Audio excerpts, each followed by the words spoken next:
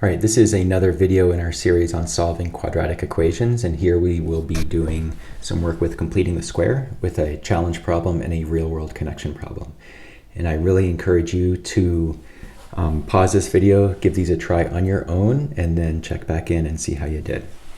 So let's do the one on the left, and we're trying to solve this guy by completing the square. And I am going to just divide through by 3 first. I like not having a coefficient in front of the x squared. So that's going to get us an x squared minus 8/3 x, and I'm going to shift the 4 over to the right side, negative 4/3. All right, so we have some fractions to deal with. We just have to be careful with them.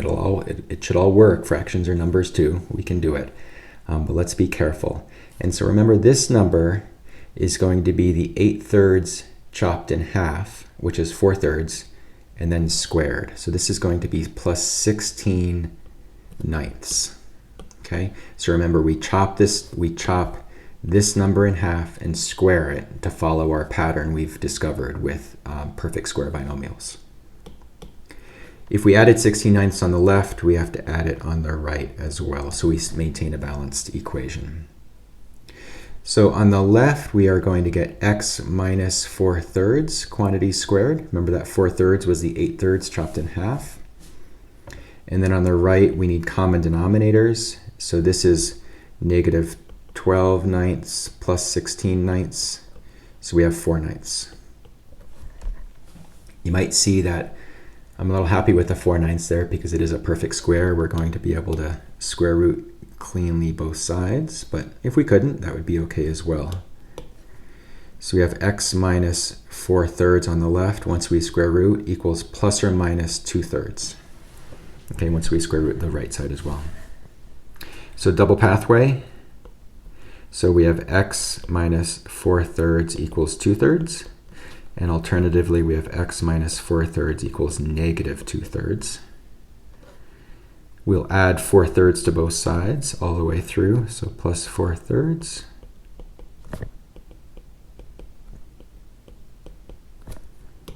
For everything, and we have some canceling.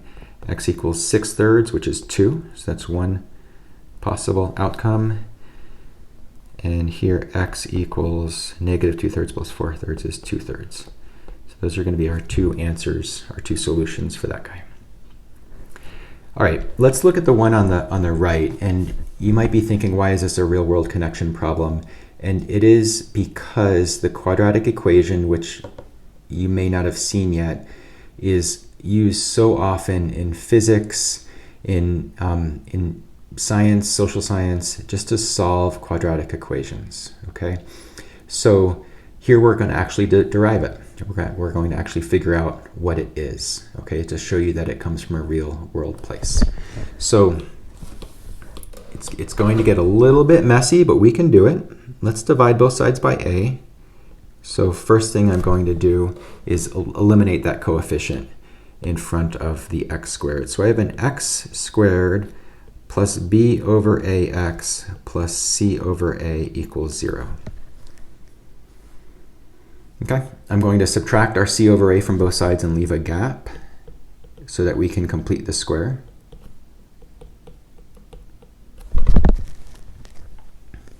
And then remember, what goes in the gap? The square of half of that. Okay, our b term, which is now b over a, right? So let's chop it in half and square it. So it's going to be over 2a squared. And let's add that over here because we certainly need to keep our overall equation balanced. Let's do a little bit of simplifying here. X, and I can actually just factor on the right, or excuse me, on the left. I can factor that. That was the whole point of adding the b over 2a squared. And I need to do some simplifying. I'll need to get some common denominators eventually on the right. Okay, let's keep working on the right-hand side, and I think you can see that we're about to be able to square root the left side as well and get x by itself. But let's keep working on the right-hand side. X plus b over 2a quantity squared. Let's get common denominators. We are going to multiply top and bottom here by 4a. Remember, we're allowed to do that. 4a over 4a is just a special version of 1. We don't have to do that to both sides of my equation. We can just do it to one individual piece of the equation. So that turns into negative 4ac over 4a squared plus b squared over 4a squared. I'm going to do a little bit of rearranging in a second. But let's do that next. B over 2a, as we keep going, equals b squared minus 4ac. We have a common denominator, so we can put them all in one fraction. And then I just switched the order to have b squared minus 4ac. And now we can do our square root, okay? And we're actually really close to getting there. Okay, so we can square root both sides. And on the left, we have an x plus b over 2a. And on the right, we have the square root of b squared minus 4ac up top. And that denominator is a perfect square. That can just simplify down to 2a.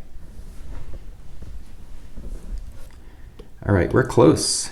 Let's subtract negative b over 2a from both sides. And those guys cancel. We have an x on the left and a negative b over 2a plus the square root of b squared minus 4ac over 2a. And hey, look at that. We have common denominators. So that's friendly. That's nice. We have x equals negative b plus the square root of b squared minus 4ac all over 2a. And now I realize I forgot a tiny detail. When we square rooted way up here, we needed to make sure we include the plus, positive, and negative square root. Okay, so I'm going to throw that all down in here as well. And that is our final quadratic equation. Look at that. We've isolated for x. X is equal to negative b plus or minus the square root of b squared minus 4ac all over 2a. And we did that by completing the square. So that's a good place to stop.